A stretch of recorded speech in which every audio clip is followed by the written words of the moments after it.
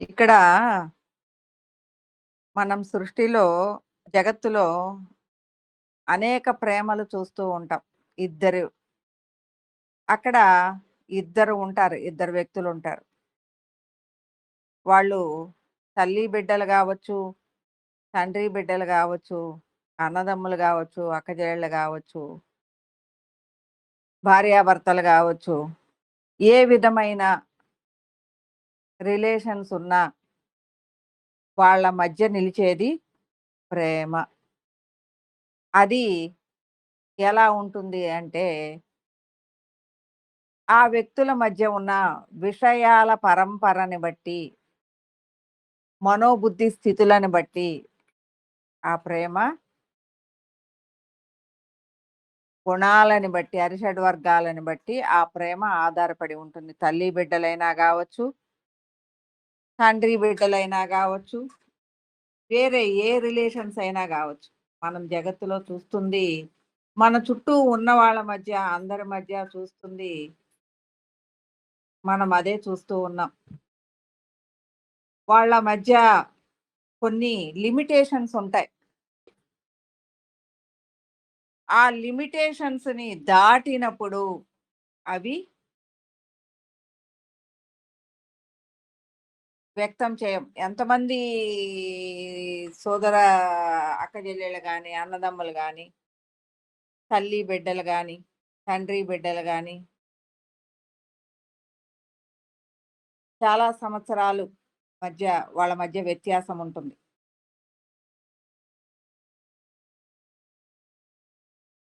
అంటే విషయాల మీద ఆధారపడి ఉంటుంది ఈ ప్రేమ. ప్రాపంచికంలో విషయాలు అనేది ప్రభావవంతంగా ఉంటాయి. మరి మాతృత్వము అనేది ఎప్పుడు ఉద్భవిస్తుంది అన్నప్పుడు, ఎప్పుడైతే ఈ ఇద్దరి నుంచి దాటతామో, ఈ ఇద్దరు వ్యక్తుల మధ్య విషయాలని దాటి దాన్ని పెంచుకుంటూ పోగలమో, అంటే ఒక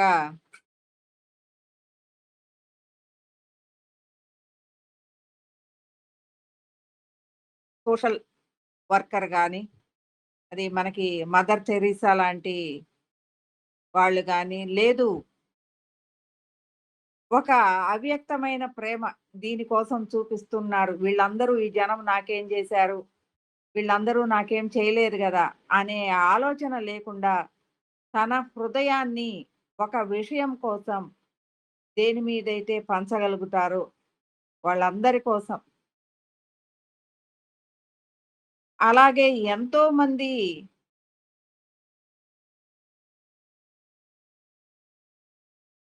సుఖంగా జీవించటం కోసం గాని, వాళ్ళ అవసరాలు తీర్చటం గాని, ఎంతోమంది తమ హృదయముతో అనేక మందికి సహాయ సహకారాలు అందించే పనులు చేస్తూ ఉంటారు.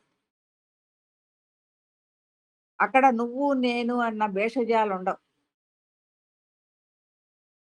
అంటే ఒక స్థాయి ఈ ప్రేమని దాటి ఉన్న స్థాయి స్థితిగతులు ఈ ప్రాపంచికంగా. కానీ మాతృత్వ స్థాయి అనేది ఎలా ఉంటుంది అంటే, అది హృదయ తుల్యంగా ఆత్మస్థితిలో ఎలా ఉంటుంది అంటే, అది ప్రతి హృదయాన్ని సమస్తాన్ని గూడా తన బిడ్డలుగా స్వీకరిస్తుంది. ఇక్కడ వ్యక్తము, అవ్యక్తము అయిన ప్రేమ ప్రతి హృదయం మీద తన ప్రేమని వ్యాప్తం చేస్తూ ఉంటుంది. ఎలా ఉంటుంది అంటే వినయ, విశ్వాస, భావోన్నత ప్రియత్వము మాతృత్వం అవుతుంది.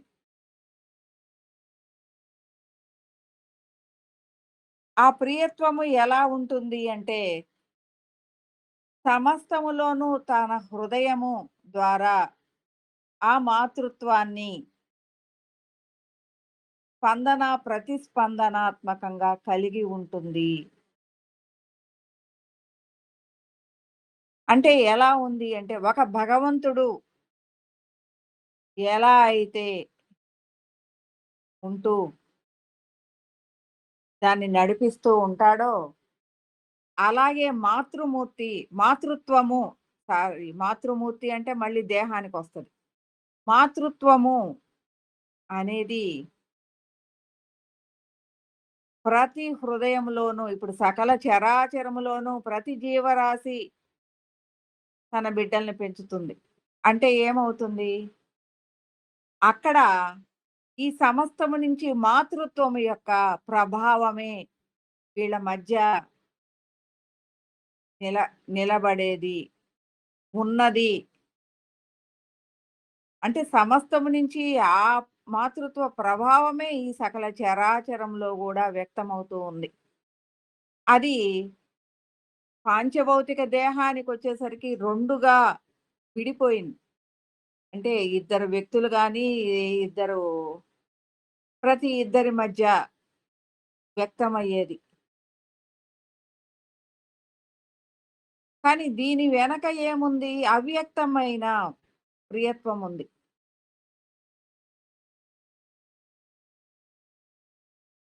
అదేం చేస్తుంది? అది నిర్మల శాంతి ప్రకాశానందం. దానికి ఎలాంటి మలినము లేదు.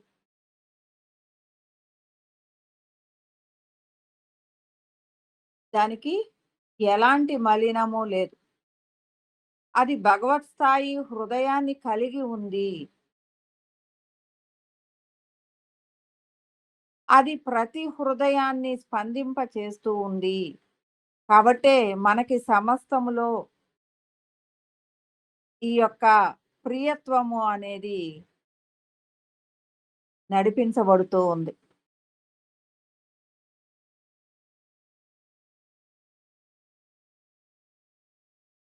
మనం చెప్తూ ఉన్నాం. శాంతి, సౌభ్రాతృత్వాలు, కరుణ, దయ, ప్రేమ ఇవన్నీ దైవిక లక్షణాలు అని. అలాగే మాతృత్వము గూడా.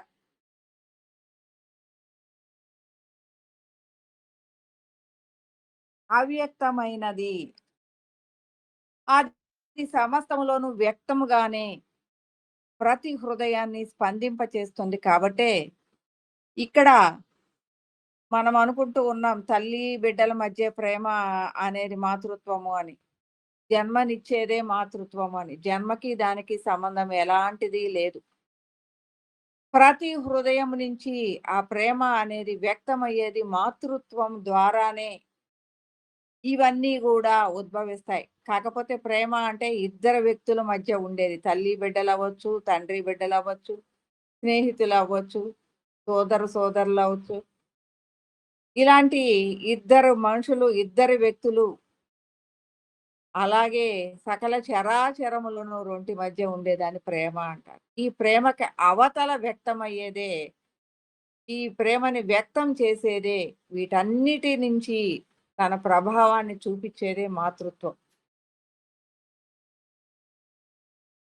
అంటే దైవత్వం, భగవత్ స్థాయి స్థితిగతుల్లో మనకి జగజ్జనని, జగత్తు మొత్తం ఆ జనని ద్వారానే ఈ సృష్టి అంతా జరిగింది. జగజ్జనని అంటారు.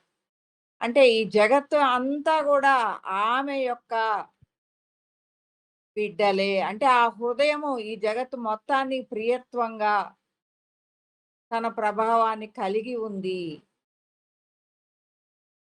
అలాగే సమస్తాన్ని విశ్వజనని, సమస్తాన్ని తన బిడ్డలుగా చేసుకొని విశ్వం మొత్తానికి తన ప్రియత్వాన్ని, మాతృత్వాన్ని తన బిడ్డలుగా చేసుకొని తన నుంచి ఆ ప్రియత్వాన్ని ప్రతి ఒక్కదానికి తన ద్వారా వ్యక్తము చేస్తూ ఉండేదే మాతృత్వం. దానికి బిడ్డల్ని కనక్కర్లేదు, ఇంకొకటి అక్కర్లేదు. అది ఎలాంటి ప్రియత్వమైనా సరే, ఎలాంటి ప్రేమైనా సరే, అది మాతృత్వము ద్వారానే వాళ్ళ మధ్య జనిస్తుంది.